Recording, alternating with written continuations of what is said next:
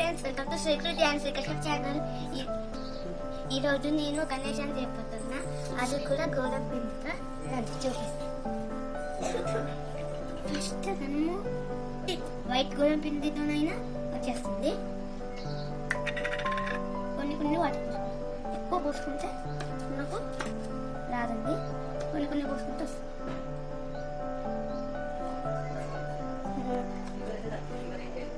పిండి అయిపోతున్నాను. ఇలా కొంచెం ఒకవేళ లైట్గా లూజ్ అయింది అనుకోండి, లైట్గా పిండి కలుపుకోండి, చేసేస్తే అయిపోతుంది. గట్టి ఉంటుంది. మంచిగా గట్టి కలుపుకొని ఒక 5 minutes పక్కన దగ్గరుంటే పిండి 5 minutes అయిపోతే తీసేసి మంచిగా ఫస్ట్ కొంచెం పక్కన పెట్టుకోవాలి. ఫస్ట్ కొంచెం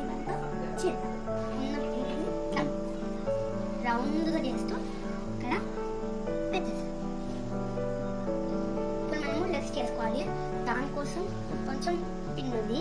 పిండిని కొంచెం కొంచెం తీసుకొని మనము కాళ్ళన్నీ చేసినట్టు ఇలా చేసి ఏదైనా నైఫ్ అయినా ఏదో ఒకటి తీసుకొని ఇలా డిరైవ్ పెట్టుకోండి. దగ్గర నైఫ్ అయినా స్పూన్ అయినా ఏదో ఒకటి దీన్ని ఇలా కిందికి ఇలా పొంగులాగా పెట్టేయండి. కాళ్ళలాగా చేసేసుకోండి. కాల్స్ వస్తే వేరే పిండి తీసుకొని కూడా కాళ్ళలాగా చేసేసుకోండి.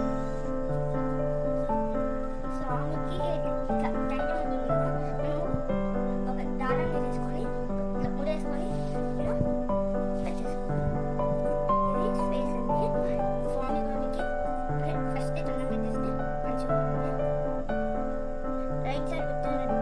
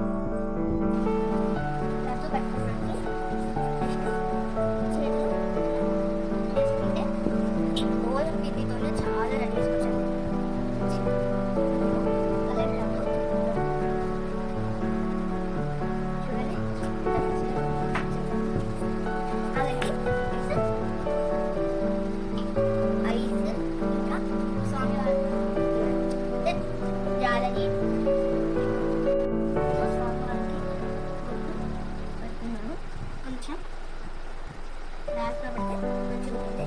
ఇంకా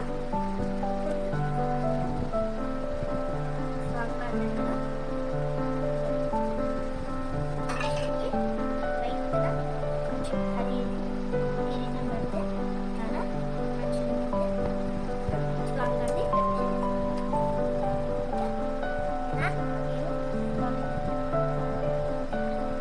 చేసుకున్నాను.